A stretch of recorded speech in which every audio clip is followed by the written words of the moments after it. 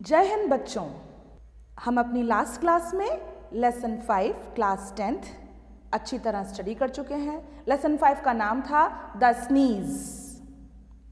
ये चर्वेकॉफ की एक स्टोरी है जो कि एक माइनर ऑफिशियल है और वो ओपेरा हाउस में एक ओपेरा देखने के लिए गए हुए हैं जहां उन्हें अचानक से छींक आ जाती है जिसे हम स्नीज कहते हैं और उनके आगे बैठे हुए जो जनरल ब्रिजलॉफ हैं उनके ऊपर उनका जो स्पिट है वो चला जाता है, जिसके कारण वह डिप्रेशन में चले जाते हैं, गहरी सोच में पड़ जाते हैं, इतना ज़्यादा डिप्रेस होते हैं कि एक दिन उनकी डेथ हो जाती है। अब हम इस स्टोरी पर बेस्ड टेक्सचुअल एक्सरसाइजेस और क्वेश्चन आंसर्स को स्टडी करेंगे। First activity which is given in your text book is consult a dictionary and write the meanings of the phrases and use them in your own sentences. यहाँ इस exercise में आपको कुछ phrases दिए हुए हैं। What is a phrase? Phrase is a part of a sentence. किसी वाक्य का एक छोटा भाग जो कि अपने आप में complete meaning नहीं देता, उसे हम phrase कहते हैं। इन phrases के meaning आपको सर्च करके डिक्शनरी में आपको वाक्यों को बनाना है, सेंटेंस फ्रेम करना है। The first phrase which is given in your textbook is took off. Took off means to remove, किसी चीज को remove कर देना। और अब इसका जो सेंटेंस है, it was so hot in the room that Raj took off his shirt. इतनी गर्मी थी कि राज ने अपना शर्ट जो है उसको रिमूव कर दिया, उसको उतार के रख दिया। So it is the second form of take off. Take off and then took off. Took off means किसी चीज को उतार के रख देना, उसका इस्तेमाल नहीं करना। Next phrase is bald spot. Bald spot बच्चों आपने देखा होगा जब एज थोड़ी सी बढ़ने लगती है या कुछ लोगों को जेनेटिक प्रॉब्लम भी होती है कि जो उनका हेयर फॉल है वो बीच से होता है। यहाँ से जब हेयर फॉल होने लगता है तो जो हमारा हेड है वहाँ के बीच के बाल जो हैं वो झड़ जाते हैं और उस स्पॉट को क्या कहते हैं हम? Bald, bald headed, half bald, completely bald, like that. तो a place in the head that lacks hair, उसको हम क्या कहते हैं? bald spot। और अब उस पर बेस्ड सेंटेंस हम बनाते हैं। When Mohan was sitting under a tree, a bird came and sat on his bald spot. यहाँ पर बच्चों आपके लिए विकल्प है, you can make your own sentences। आप अपने स्वयं के वाक्य यहाँ बनाएंगे। I am only giving you an example। मैं आपको केवल उदाहरण के लिए यहाँ पर वाक्य दे रही हूँ। You make sentences of your own choices। Now, in front of, in front of का मतलब होता है कि उसके सामने, opposite to something, and the sentence is I parked the car in front of the garden। मैंने गार्डन के सामने अपनी कार को पार्क किया, उसको वहां खड़ा किया। Now, next phrase is in the course of time। in the course of time का मतलब है in meantime, उस समय में, उस समय के दौरान। When the teacher was checking the copies of other students, Seema completed work in the course of time। यानी दो काम, दो क्रियाएं एक साथ होती हैं। जब टीचर बच्चों की कॉपीज चेक कर रही थी तो सीमा ने उसी दौरान, उसी समय अपना काम जो है उसे कंप्लीट कर लिया। Make your own sentence using this given phrase। Now the next phrase is get out। Get out, बाहर निकलना। Out, order to go out, किसी चीज को बाहर जाने का ऑर्डर देना। Now the sentence is the teacher ordered Lavish to get out of the classroom when he interrupted her again and again during the lecture। Make your own sentence। Now next activity we are on, choose the correct meanings of the following words from the given alternatives। Here one word is given in this activity। उस एक शब्द के 3 meaning दिए हुए हैं and you have to choose the correct meaning of the given word। दिए गए word का सही अर्थ आपको चुनकर आपकी नोटबुक में लिखना है। The first word is crawl। crawl का मतलब होता है रेंगना। 3 words are given and the correct answer is to move slowly, धीरे धीरे चलना, यानी घिसटना, रेंगना, like that। Now the next word is pavement। Pavement, here are again the 3 words are given and the correct meaning of the pavement is footpath, place near the road on which people walk, सड़क के side में जो स्थान होता है उसे हम pavement कहते हैं, जिसे हम चलने के लिए, पेडेस्ट्रियंस, पदयात्रियों के लिए इस्तेमाल। Now the next word is sneeze.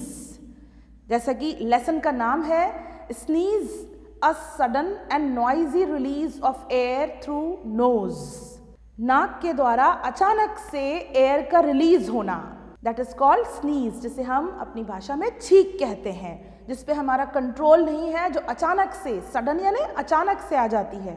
Now the next word is malice and the meaning of the malice is wish to harm others, दूसरों को चोट पहुंचाना। Next word is spatter. Spatter का मतलब होता है फैला देना, स्कैटर, बोथ आर सिमिलर, इनका साउंड सिमिलर है, प्रोनाउंसिएशन देखिए, स्पैटर, स्कैटर, फैला देना। Now the next activity, some of the verbs given below have been taken from the lesson. Consult the dictionary and find out the noun forms of the verbs. First one is done for you. Here in a chart, few verbs are given and in the next column the noun forms are given. Lesson में से pick करके आपको यहाँ पर एक activity दी गई है, जिसमें एक कॉलम में क्रियाएं दी गई हैं जिनसे काम करने का बोध होता है, और उसके सामने वाले कॉलम में उनका संज्ञा रूप बनाकर आपको लिखना है। They have already given it to you, you have to only match them, आपको सही संज्ञा रूप से मैच करना है। यानी ये एक्टिविटी आपको एग्जाम में पूछी जाती है। इट कम्स अंडर अनसीन और सीन पैसेजेस, उसमें से आपको क्रिया रूप दे दिए जाते हैं या संज्ञा रूप, और आपसे पूछा जाता है कि उनके वर्ब फॉर्म या नाउन फॉर्म में उनको कन्वर्ट करके लिखिए। तो you have to practice here. The first word is prohibit and the noun form of prohibit is prohibition. Next word is define, then definition. Next word is avoid and the noun form of the verb avoid is avoidance. Next word is idle and the noun form of idle is idleness. And the last word is consider and the noun form of consider is consideration. So you have to write in your notebook. Now there is another question given in your textbook. Choose the correct alternatives and complete the sentences. Here some options are given. यहाँ पर आपको MCQs दिए हुए हैं, multiple choice questions. For one question, 4 options are given. From these 4 options, you have to choose one correct answer and write in your notebook. It is also based on your lesson. जो lesson हमने पढ़ा उसी पर आधारित ये प्रश्न है, और 4 विकल्पों में से एक सही विकल्प को चुनकर आपको उत्तर देना है। Ivan Chervyakov was a dash, Ivan Chervyakov थे, तो what was he? He was a minor official, वो एक छोटे अधिकारी थे। Now the next question is Chervyakov recognized the old man, he was dash. जो ओपेरा हाउस में उनके आगे एक ओल्ड मैन, एक बूढ़े व्यक्ति बैठे हुए थे, वो कौन थे? उनका जो नाम था वह यहाँ पूछा गया है। 4 options are given and the right answer is General Brizzhalov. General Brizzhalov was the person, old person who was sitting in front of Chervyakov. Now the next question is Chervyakov felt deeply ashamed because.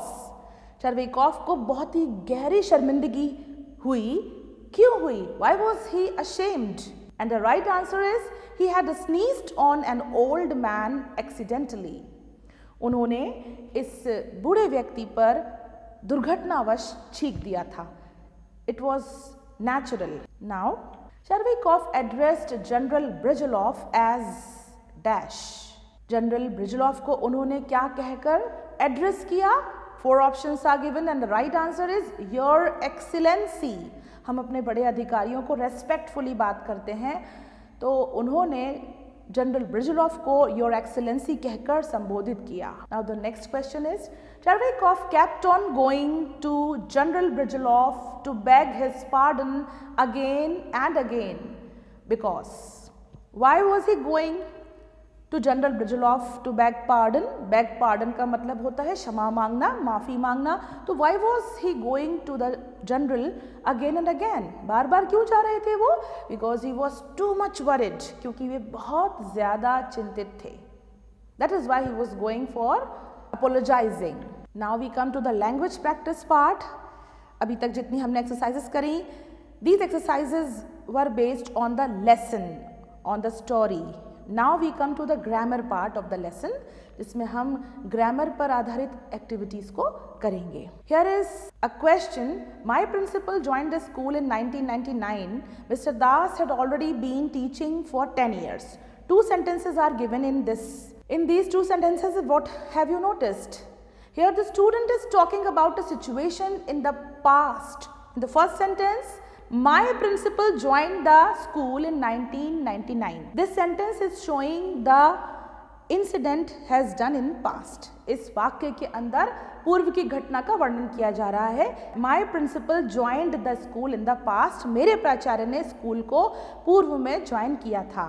And now the second sentence we come on. When he talks about sentences that has happened before, जब हम बात करते हैं ऐसे वाक्यों की जो पहले हो चुके हैं, we use past perfect continuous tense. हम उसके लिए पास्ट परफेक्ट कंटिन्यूअस टेंस का यूज करते हैं, जिसका उदाहरण हम दूसरे वाक्य में देखते हैं. Mister Das had already been teaching for 10 years. वो 1999 में ज्वाइन उन्होंने किया था और वो 10 ईयर्स से, पिछले 10 वर्षों से पढ़ा रहे हैं. Still he is teaching and he has taught also. अभी भी पढ़ा रहे हैं और पहले भी पढ़ा चुके हैं. So for showing this we use past perfect continuous tense. Thus, for an action which happened over a period of time in the past, past perfect continuous tense is used. ऐसी घटना which has happened over a period of time, कई समय से, लंबे समय से वो घटना पूर्व से चली आ रही है, घटती हुई, उसके लिए हम past perfect continuous tense का उपयोग करते हैं. Now, there is an activity. Put the verbs in their past perfect continuous tenses. सबसे पहले हम ये जान लें कि past perfect continuous tense के क्या नियम हैं, क्या रूल्स हैं. past perfect continuous tense में sentences को फ्रेम करने के लिए we use helping verb had and been, and after that we use ing form of the verb. क्रिया का ing रूप इस्तेमाल करते हैं, जिसे हम कहते हैं present participle form of the verb. With all the subjects, सभी सब्जेक्ट्स के साथ, सभी कर्ताओं के साथ एक ही हेल्पिंग वर्ब का इस्तेमाल होगा, दैट इज हैड बीन. और उसके बाद क्रिया सभी के साथ present participle form of the verb, जिसको हम ING form of the verb कहते हैं, उसका उपयोग हम करेंगे. और इनके बाद ऑब्जेक्ट जो रिमेनिंग सेंटेंस है उसका इस्तेमाल करेंगे.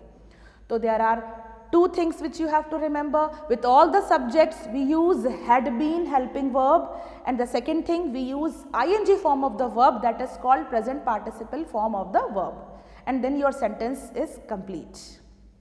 Let's begin with the first sentence. Sapna found the book. She dashed it for 5 hours.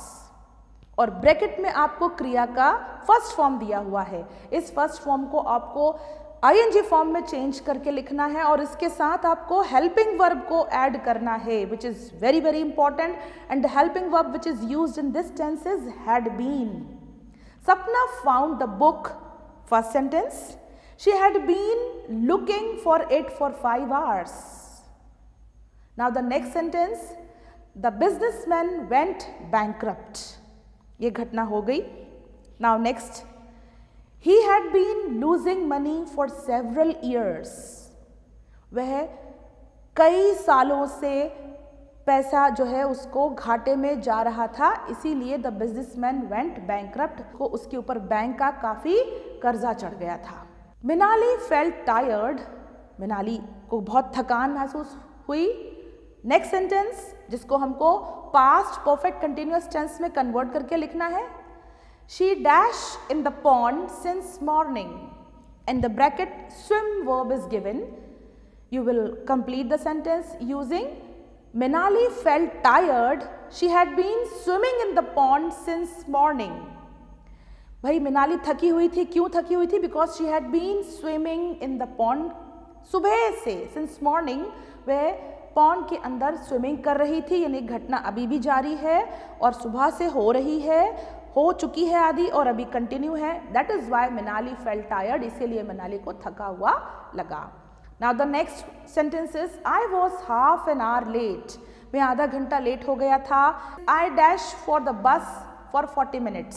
And in the bracket verb wait is given, wait को हम प्रेजेंट पार्टिसिपल फॉर्म यानी आईएनजी फॉर्म में convert करेंगे. We will add had been.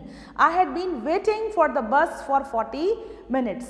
मैं बस का इंतज़ार 40 minute से कर रहा था. I was half an hour late. मैं आधा घंटे लेट था. Now the next sentence is I dash tennis for 2 hours. In the bracket the verb play is given.